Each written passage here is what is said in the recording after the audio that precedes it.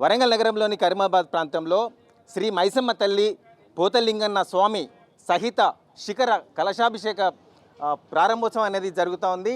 పునఃప్రతిష్ఠ జరుగుతూ ఉంది. ఇక్కడ ప్రతిష్ఠించే అయ్యగారులతో పాటు ఇక్కడ ఉన్న నాయకులు కూడా ఉన్నారు. దీన్ని ముందుండి నడిపిస్తున్న వారు ఉన్నారు.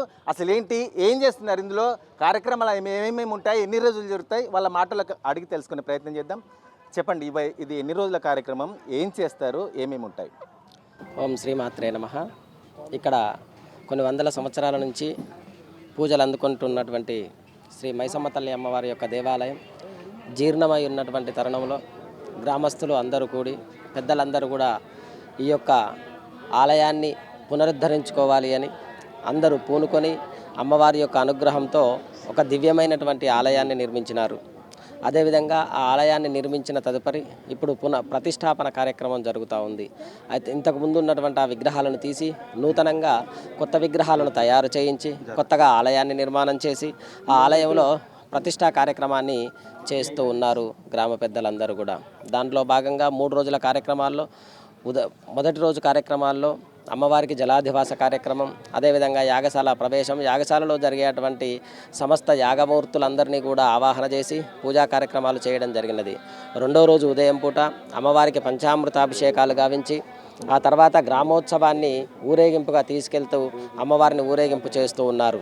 అదేవిధంగా రెండవ రోజు సాయంకాలం వేళ ఆ అమ్మవారికి ధాన్యాదివాసం, గ్రామంలో ఉండేటువంటి ప్రతి భక్తులు కూడా ప్రతి ఇంటి నుంచి ధాన్యం తీసుకొచ్చి అమ్మవారిని ధాన్యాదివాసంలో ఉంచుతారు. అదేవిధంగా మూడో రోజు ఉదయం పూట అమ్మవారికి 7:34 యంత్రస్థాపన, విగ్రహ స్థాపన, ఆ తర్వాత ప్రాణప్రతిష్ఠ, దృష్టి స్థాపన, తదనంతరం కుంభం పోసి మహాకుంభాభిషేక కార్యక్రమం, శిఖర కలశ ప్రతిష్ఠా కార్యక్రమం జరుగుతుంది. ఆ తదనంతరం అమ్మవారికి పట్నం వేసి బలిహరణ చేసేటువంటి కార్యక్రమం ఉంటుంది. కాబట్టి భక్తులందరూ కూడా పాల్గొని అమ్మవారికి యథోచితం అన్వయించి అమ్మవారి యొక్క దివ్యానుగ్రహానికి పాత్రలు కావాల్సిందిగా మనవి చేస్తూ ఉన్నాం సద్భక్త మహాశైలారా. చూస్తున్నాం, మొత్తానికైతే గత 6 నెలల క్రితం ఇక్కడ బొడ్రాయి ప్రతిష్టాపన కూడా జరిగింది. మొత్తం కూడా ఆధ్యాత్మికత శోభ సంతరించుకుందని చెప్పుకోవచ్చు. ఇక్కడ ఉన్న ప్రాంతవాసులందరూ కూడా ఆధ్యాత్మికతతో ఉన్నారు. ఈ కార్యక్రమం చాలా భారీ ఎత్తున జరుగుతుంది కాబట్టి భక్తులు కూడా భారీ సంఖ్యలో వస్తారు. మరి వారి కోసం ఎలాంటి సమస్య తలెత్తకుండా మరి పోలీస్ అధికారులు కూడా ఉండి దగ్గరుండి మరి పర్యవేక్షిస్తున్నారు. ఏం చేస్తున్నారు, మరి ఎలాంటి సమస్య తలెత్తకుండా ఆయన మాటల్లో అడిగి తెలుస్తున్నాం. సార్ నమస్తే, చెప్పండి సార్, అసలు మరి చాలా భారీ ఎత్తున జరిగే ఈ కార్యక్రమానికి ఎలాంటి అవాంతరం కలగకుండా ఎలాంటి ఏర్పాట్లు తీసుకున్నారు? బందోబస్తు ఆల్రెడీ మా సిపి గారి ఉత్తర్వుల ప్రకారంగా ఆల్రెడీ క్లియర్గా ఇన్స్ట్రక్షన్స్ ఉండడం జరిగింది. అదేవిధంగా ఎవరికి కూడా పబ్లిక్ అందరికీ కూడా ఇబ్బంది కాకుండా కూడా పోలీసు సహకరించి ఏదైతే బోనాలు అయితే ఉన్నాయో పోయినసారి ఉన్నటువంటి ఆ బోనాల మాదిరిగానే ప్రజలందరూ కూడా సహకరిస్తారు. మేము కూడా బందోబస్తు కరెక్ట్గా చేసేస్తాము. కొద్దిగా ఆడవాళ్ళందరూ కూడా జనరల్గా వాళ్ళకు ఉన్న ఆభరణాల విషయంలో కొంచెం జాగ్రత్తగా ఉండాలి. ఈ మధ్యన కొంచెం చైన్ స్నాచింగ్ అయి ఉంటున్నాయి కాబట్టి తమ వంతుగా తమ భద్రత వహించాలి. మేము కూడా ఎటువంటి అవాంఛనీయ సంఘటన జరగకుండా కూడా కొన్ని వెహికల్స్ కూడా రాకుండా మన మిత్రులందరూ కూడా ఎప్పుడైతే బోనాలు పోతా ఉన్నాయి అక్కడి నుంచి ఆ బోనాల దగ్గర నుంచి ఎదురు రాకుండా వాహనదారులు కూడా వేరే ప్లేస్లో మనం పార్కింగ్ ప్లేస్ పెట్టడం జరిగింది. ఆ పార్కింగ్ దగ్గర వాళ్ళు పెట్టేసుకొని ఈ బోనాలకు ఆ తల్లికి అర్పించే విధంగా అందరూ సహకరించాలని ఆ పోలీస్ శాఖ తరఫున అభ్యర్థన. రైట్, చూస్తున్నాం మొత్తానికి పోలీసు కూడా మంచి సహకారం అందిస్తుందని చెప్పుకోవచ్చు. ఏంటి అసలు ఈ బొడ్రాయి ప్రతిష్టాపన కార్యక్రమం 6 నెలల్లో ఈ మన పోచమ్మ తల్లి మైసమ్మ తల్లి ప్రతిష్టాపన, దీనికి ఏ విధమైన ప్రణాళిక చేశారు, ఏం చేశారు? ఇప్పుడు వెనకటి నుంచి 50-60 సంవత్సరాల కించి పురాతనమైన ఈ బొడ్రాయి మైసమ్మ గుళ్ళు ఉండేది. ఈ బొడ్రాయి కిందికి పోయింది. మన పురాణమైన పెద్ద మనుషులు అందరూ బొడ్రాయి కిందికి పోయింది, మన ఊరికి అరిష్టమవుతుందని చెప్పడం వల్ల ఊరు పెద్దలు అందరితో సమావేశమై రాజకీయాలకు అతీతంగా సమిష్టిగా అందరం కలిసి బొడ్రాయి కూడా గత ఫిబ్రవరి నెలలో మేము నెలకొల్పుకున్నాం. అదే తర్వాత ఒక 3 నెలలు మళ్ళీ 4-5 నెలల తర్వాత ఈ మైసమ్మ గుడి కూడా పునఃప్రతిష్ఠ కార్యక్రమం జరుపుకుంటున్నాం. ఈరోజు రెండవ రోజు కార్యక్రమంలో బాగా అమ్మవారికి అభిషేకాల అనంతరం ఊరంతా అమ్మవారిని తిప్పుతాం. సాయంత్రం మళ్ళా ధాన్యాదివాసం, అమ్మవారికి ధాన్యాదివాసం, పూలాదివాసంతో అమ్మవారిని చేస్తాం. రేపు పొద్దున 7:38 ప్రతిష్టా కార్యక్రమం పోలోజీ భాస్కరాచార్య జరుపుతాం. ప్రతిష్ట అయినంతరం బయలుల ద్వారిచే ముగ్గు పట్నం వేయించి వారితో కథ చెప్పించి గావబడతారు. 2 ఆటలతో గావబడతారు. పట్టిన తర్వాత మహాన్నదాన కార్యక్రమం సుమారు 5-6 వేల మందికి మహాన్నదాన కార్యక్రమం బేల్దోళ్ళ గ్రౌండ్లో ఏర్పాటు చేస్తున్నాం. తదనంతరం రేపు సాయంత్రం 4 గంటలకు మనకు బోనాల కార్యక్రమానికి ముఖ్య అతిథులు కొండ సురేఖ దంపతులు వారు వచ్చి బోనాల కార్యక్రమంలో పాల్గొంటారు. ఈ కార్యక్రమాన్ని దిగ్విజయడం కారణం వారంతా కార్పొరేషన్ నుంచి అంతా అన్ని ఏర్పాట్లు కూడా సహకరించినారు. మళ్ళా హైదరాబాద్ సాంస్కృతిక కార్యక్రమాల నుంచి బోనాలు డప్పు చప్పులు కూడా వాళ్ళు ప్రొవైడ్ చేసినందుకు వారికి ప్రత్యేకంగా ధన్యవాదాలు.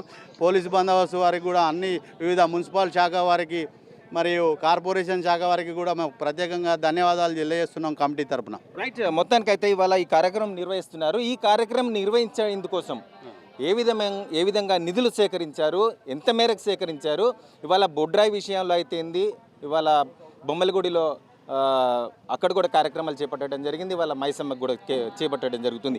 ఏంటి అసలు ఏం చేశారు? గతంలో కరోనా 2001 పీరియడ్లో బొమ్మలగుడి గజస్తంభం గాలికి పడిపోయింది. అప్పుడు సుమారు 11,60,000 రూపాయలు వసూలు చేసినాము. 11 లక్షల రూపాయల 20,000 దాకా ఖర్చు వచ్చింది. 40,000 రూపాయలు నిల్వ ఉండేది. తర్వాత 2023 లోపల బొడ్రాయి ప్రతిష్ట కార్యక్రమానికి 39,60,000 రూపాయలు వసూలు చేసినాం. దానిలో 25 లక్షల దాకా ఖర్చు అయినాయి. మొత్తం కలిపి 14 లక్షల రూపాయలు నిల్వ ఉండేది.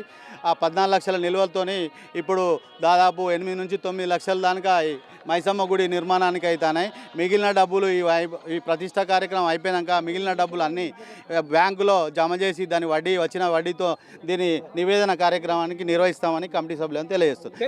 చాలా చాలా నిధులు దుర్వినియోగమైనాయి, అవకతవకలైనాయి. చాలామంది వసూలు చేసుకొని బుక్కులు వాళ్ళ దగ్గర పెట్టుకొని డబ్బులు వాళ్ళ దగ్గర పెట్టుకున్నారు.